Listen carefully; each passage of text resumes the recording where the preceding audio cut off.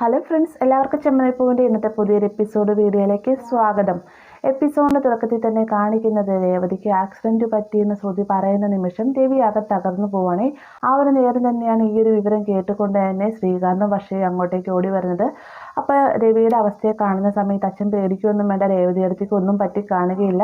സച്ചേനെ ഇവർ അറിഞ്ഞോ എന്നറിയില്ലല്ലോ എന്നൊക്കെ ചോദിക്കുമ്പോൾ സച്ചി അറിഞ്ഞെന്ന് പണ്ടേക്ക് എന്നെ വിളിച്ചേനെ എന്ന് രവി മറുപടി പറയുന്നുണ്ട്. വേഗം തന്നെ രവി പറയുന്നുണ്ട്, എന്തായാലും എനിക്കിപ്പോൾ തന്നെ രേവതി മോളെ കാണണം, അവൾ ഏത് ഹോസ്പിറ്റലായാലും വേണ്ടി നമുക്ക് തേടി കണ്ടുപിടിക്കണം എന്നൊക്കെ പറയുമ്പോൾ ഏത് ഹോസ്പിറ്റലാണെന്ന് പറഞ്ഞാൽ വെച്ചാൽ നമ്മൾ തപ്പുന്നത് എന്തായാലും ഞാനൊന്ന് വിളിച്ച് നോക്കട്ടെ എന്ന് പറയുന്നുണ്ട്. ആദ്യം വിളിക്കുന്നത് രേവതിയാണ്. രേവതി കോൾ എടുക്കാത്തതുകൊണ്ട് തന്നെ സച്ചിനെ വിളിക്കുന്നുണ്ട്.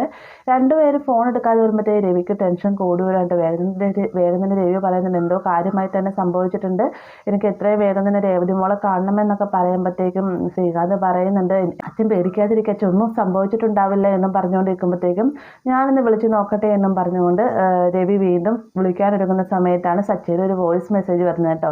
ഈ ഒരു മെസ്സേജ് ഓപ്പൺ ചെയ്യുന്ന സമയത്ത് സച്ചി പറയുന്നത് ഇങ്ങനെയാണ്, രേവതിക്ക് ആക്സിഡൻറ്റ് പറ്റി, വലിയ കുഴപ്പമായിട്ടൊന്നും തന്നെ സംഭവിച്ചില്ല. വണ്ടി ഓടിച്ചുകൊണ്ട് പോകുന്ന സമയത്ത് പിന്നിൽ നിന്ന് വണ്ടി ഇടിക്കുകയായിരുന്നു. കാലിൻ്റെ എല്ലിന് ചെറിയൊരു സ്ക്രാച്ച് ഉണ്ട്. എന്തായാലും ഈ ഒരു അച്ഛൻ അറിഞ്ഞു കഴിഞ്ഞാൽ അച്ഛനാകെ ടെൻഷൻ അടിക്കുമെന്നൊക്കെ പറയാം കേട്ടോ. ഇത് കേൾക്കുന്ന സമയത്താണ് രവിക്ക് ചെറിയൊരു സമാധാനമാവുന്നത്. എന്നിരുന്നാലും രേവതിനെ കാണാനായിട്ടുള്ള ടെൻഷനിലാണ് രവി ഉള്ളത്. ഈ ഒരു സമയം തന്നെ ശ്രുതി ഞാൻ പോയിട്ട് വരാമെന്ന് പറഞ്ഞ് ഇറങ്ങാൻ തുടങ്ങുന്ന സമയത്ത് പാർലറിലേക്കാണെന്ന് വർഷ ചോദിക്കുന്നുണ്ട്. അതേ എന്നും പറഞ്ഞുകൊണ്ട് ശ്രുതി പുറത്തേക്ക് ഇറങ്ങുന്നുണ്ടെങ്കിലും ശ്രുതിക്കും ആകെ ടെൻഷനിലാണ് കേട്ടോ. ശ്രുതി മാത്രമല്ല കേട്ടോ, ശ്രീകാന്തും വർഷയും എല്ലാം തന്നെ ആകെ ടെൻഷനിലാണ്.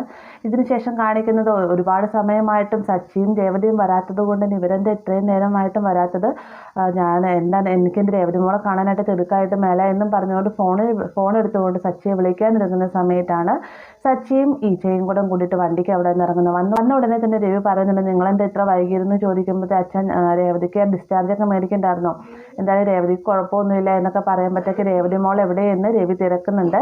രേവതി വണ്ടിക്കുള്ളിലുണ്ട്, 6 ആഴ്ചത്തെ റെസ്റ്റാണ് പറഞ്ഞിരിക്കുന്നത്, അത് കഴിഞ്ഞ് കഴിഞ്ഞാൽ എല്ലാം ഓക്കെ ആവുമെന്ന് പറഞ്ഞിട്ടുണ്ട്, പേടിക്കണ്ട എന്നാണ് പറഞ്ഞത് എന്നും പറഞ്ഞുകൊണ്ട് സച്ചി രേവതിയെ വണ്ടിയിൽ നിന്ന് ഇറക്കിക്കൊണ്ടുവരികയാണ് കേട്ടോ.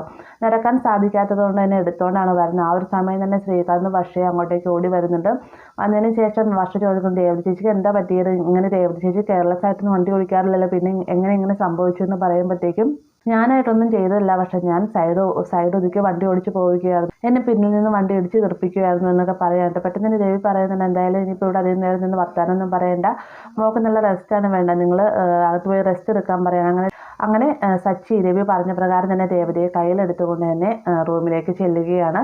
റൂമിൽ കൊണ്ട് രേവതിനെ കടത്തുന്ന സമയത്ത് രേവതി പറയുന്നുണ്ട്, എന്നാലും ദേവി എന്നോട് നിങ്ങൾ ചതി ചെയ്യരുതായിരുന്നു, ഞാൻ ദേവിക്ക് വേണ്ടിയിട്ട് എന്ന് മാല കെട്ടി കൊടുക്കുന്നില്ല, അതെങ്കിലും ദേവിക്കൊന്ന് ചിന്തിക്കാമായിരുന്നു എന്നൊക്കെ പറയുമ്പോഴത്തേക്കും എന്തെങ്കിലും കാണാതെ ദേവി ഇങ്ങനെയൊന്നും ചെയ്ത് ചിലപ്പോൾ ഇതിലും വലിയൊരു അപകടം നിനക്ക് വരാനിരുന്നതായിരിക്കും, അത് ഇതുപോലെ മാറിപ്പോയി എന്ന് കരുതിയാൽ മതി എന്നൊക്കെ സച്ചി പറയുന്നുണ്ട്. കൂടുതൽ തന്നെ പറയുകയാണ്, നിന്നെ മനഃപൂർവ്വം വന്ന് ഇടിച്ചതാണെന്ന് തോന്നുന്നുണ്ടെങ്കിൽ ആരോ തന്നെ മനഃപൂർവ്വം നിന്നെ അപകടപ്പെടുത്താൻ ശ്രമിച്ചതാണെന്നാണ് തോന്നുന്നത്, അല്ലെന്നാണ് അവർ വണ്ടി നിർത്തിയേനെ എന്നൊക്കെ സച്ചി പറയുമ്പോഴത്തേക്കും രേവതിക്കും അത് ശരിയാണെന്ന് തോന്നുന്നു. മാത്രമല്ല രേവതി പറയുന്നത്, താൻ പരമാവധി വണ്ടി ഒതുക്കിയാണ് നിന്നത് സച്ചേട്ടാ, പക്ഷേ ഞാനൊന്ന് കണ്ണ് തുറന്ന് നോക്കുന്നതിന് മുന്നേ തന്നെ അവരെന്നെ ഇടിച്ച് തെറിപ്പിച്ചിട്ട് പോയി കഴിഞ്ഞു എന്നൊക്കെ ഇങ്ങനെ രേവതി പറയുമ്പോഴത്തേക്കും മനഃപൂർവ്വം നിന്നെ ആരെങ്കിലും ഇത് ചെയ്താലും ഞാൻ തീർച്ചയായും കണ്ടുപിടിച്ചിരിക്കും, എന്തായാലും നിന്റെ റെസ്റ്റ് തന്നവരെ ഞാൻ ഇവിടെ തന്നെ ഉണ്ടാവുമെന്നൊക്കെ പറയുമ്പോഴത്തേക്കും അതെങ്ങനെ ശരിയാവും, സച്ചേട്ടൻ വണ്ടി ഓടിക്കാൻ പോയില്ലെങ്കിൽ ഇവിടുത്തെ കാര്യങ്ങളൊക്കെ എങ്ങനെ നടക്കുമെന്ന് പറയുമ്പോഴത്തേക്ക് എനിക്ക് മനസ്സിലായി, നമ്മുടെ റൂമിൻ്റെ കാര്യമല്ല നീ പറയുന്നത്, അതിനുള്ളതെല്ലാം തന്നെ ഞാൻ സ്വരൂപിക്കുന്നുണ്ട് എന്നൊക്കെ സച്ചി പറയുന്നത്. ഈ ഒരു സമയത്താണ് ശ്രീകാന്ത് അങ്ങോട്ടേക്ക് ഈച്ച കൊടുത്തുവിട്ട സാധനങ്ങൾ, അതായത് ഹോസ്പിറ്റലിലെ ബില്ലുകളും കാര്യങ്ങളെല്ലാം കൊണ്ട് അങ്ങോട്ടേക്ക് വരുന്നത്. പെട്ടെന്ന് തന്നെ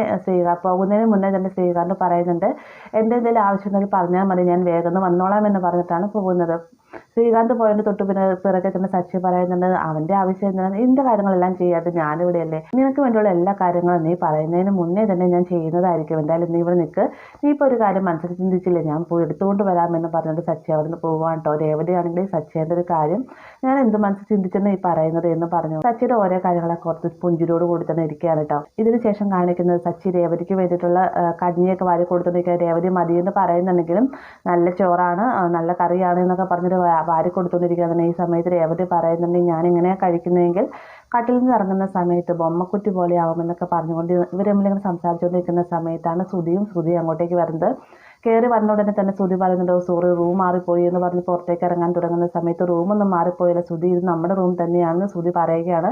പെട്ടെന്ന് തന്നെ ശ്രുതി ചോദിക്കുന്നത് നിങ്ങൾ എന്താ എവിടെയെന്ന് ചോദിക്കുമ്പോൾ രേവതിക്ക് 6 ആഴ്ചത്തെ റെസ്റ്റ് പറഞ്ഞിട്ടുണ്ട്, അതുകൊണ്ടാണ് ഞങ്ങൾ ഈ റൂമിൽ വന്ന് കടന്നതെന്ന് പറയുമ്പോൾ അതിനിപ്പോൾ ഈ റൂം എന്തിനടുത്ത്, എനിക്ക് ഈ റൂമില്ലാതെ പറ്റുകയില്ല എന്ന് പറയുമ്പോൾ രേവതി പറയുന്നുണ്ട് 6 ആഴ്ച എന്തായാലും കാല് തണുപ്പ് കുളിക്കരുതെന്നാണ് ഡോക്ടർ പറഞ്ഞിരിക്കുന്നത്, അതുകൊണ്ടാണ് ഇവിടെ കിടക്കാമെന്ന് വെച്ചത് എന്ന് പറയുമ്പോഴത്തേക്കും അതിന് നിങ്ങൾക്ക് വേറെ റൂമൊന്നും കിട്ടിയില്ലേ എന്ന് പറഞ്ഞുകൊണ്ടിരിക്കുന്ന സമയത്താണ് രവി അങ്ങോട്ടേക്ക് വരുന്നത്. രവി വന്ന ഉടനെ തന്നെ ചോദിക്കുന്നുണ്ട് എന്താ ഇവിടെ പ്രശ്നമെന്ന് ചോദിക്കുമ്പോൾ ഇത് ഞങ്ങളുടെ റൂമാണ്, ഞങ്ങൾക്ക് ഈ റൂം വേണം, പക്ഷേ ഈ റൂമിൽ കിടന്നില്ല എനിക്ക് ഉറക്കം വരികയില്ല എന്ന് പറയുമ്പം എന്നാൽ നീ ഉറങ്ങണ്ടായിരുന്നു രവി മറുപടി പറയുന്നുണ്ട്.